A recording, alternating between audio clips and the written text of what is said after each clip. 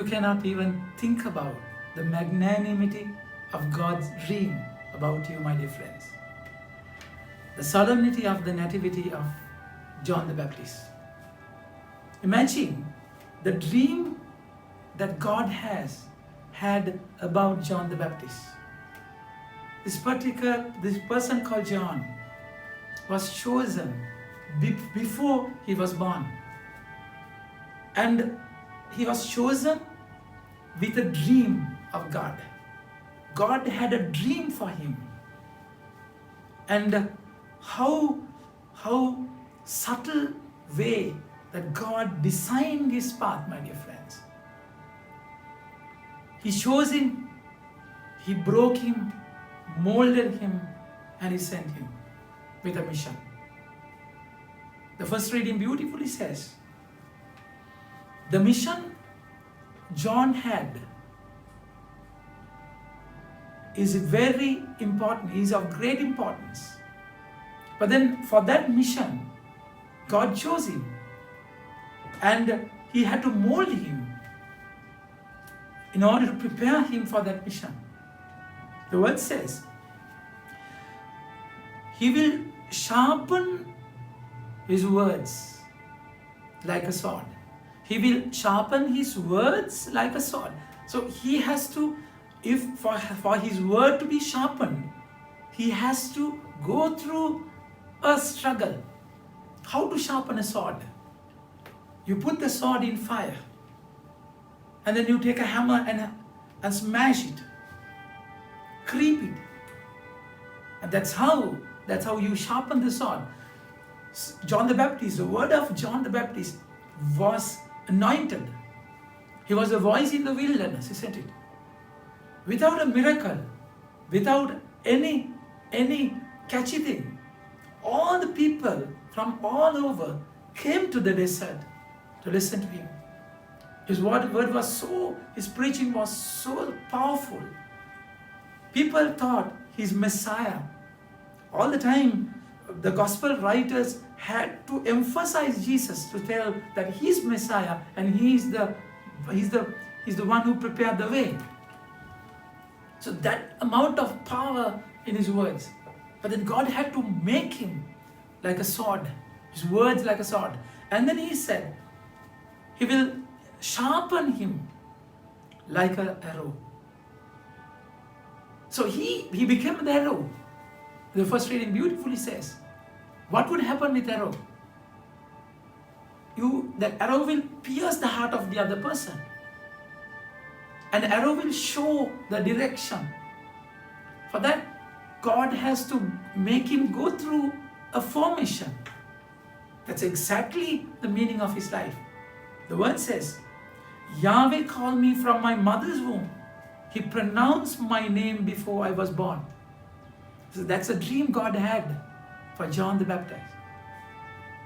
I have labored, but then he said to me, you are Israel, my servant. Through you I will be known. So he's a symbol.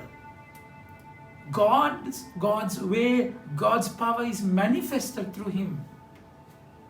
But then the word says, the arrow, he will make an arrow, sharpen the person like an arrow, but then he keeps it in the pouch until the proper moment. That's how after the birth of John, he went to the wilderness until the proper moment. He had to go through a formation, isn't it? God prepared the path, infrastructure, background for him to be born. How? By making Elizabeth barren. All the time in the salvation history, we find the people, the mother of Samson, Simeon, and all the mothers were barren before the strong personalities were born. Because God wanted to show it's by his power this birth is happening, not by human intervention. So that's exactly, Samuel was born through a barren woman, isn't it? So this is exactly how Elizabeth was barren And God chose that womb to show God's power and God's intervention in human weakness. That's how he was born.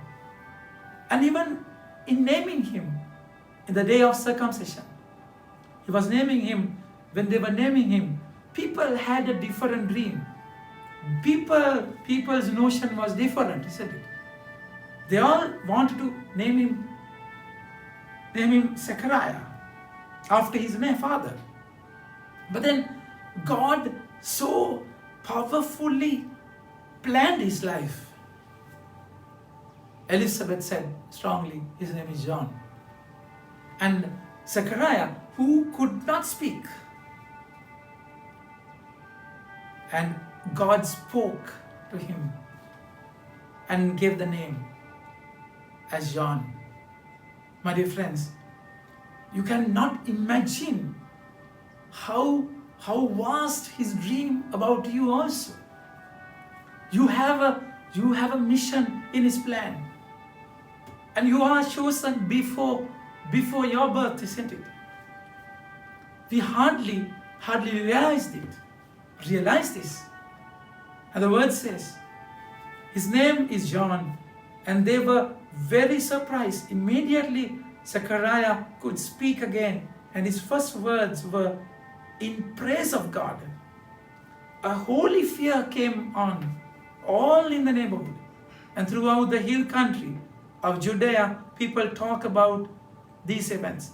All who heard of it pondered it in their minds and wondered, what will this child be? For they understood that the hand of the Lord was with him. My dear friends, we need to realize that we need to identify God's hand in all your endeavors, all your formation, that God's hand is there. And that's how his hand formed him, molded him for the mission. But then it takes time. In God's ways are different. It won't happen all of a sudden, isn't it? As the arrow is kept in the pouch till the proper moment. We have to wait till the proper time. That's a desert experience. That's why the word says, he said to me, you Israel, my servant, I have labored in vain. The word says, I have labored in vain. I thought and spent my strength for nothing. Yet what is due me was in the hand of Yahweh, and my reward was with my God. I am important in the sight of Yahweh, and my God is my strength.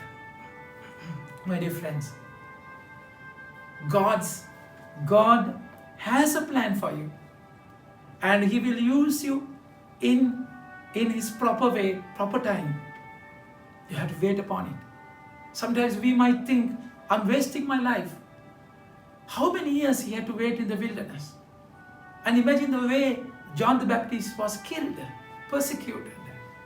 It's because of a petty dance, isn't it? And he was given as a trophy. He was beheaded by Herod. And as if his life is in vain. But the word says, I keep my trust in God. He will reward me, not anyone else. That's how this birth was so powerful. And he's an arrow. You and I are called to be arrow also. You and I are chosen with a mission. And he has to form you, mold you, form you, and send you. It is a painful journey. But then, for God's dream to be completed in your life, you have to go through this desert experience. Think about it and have a nice day. May God bless you.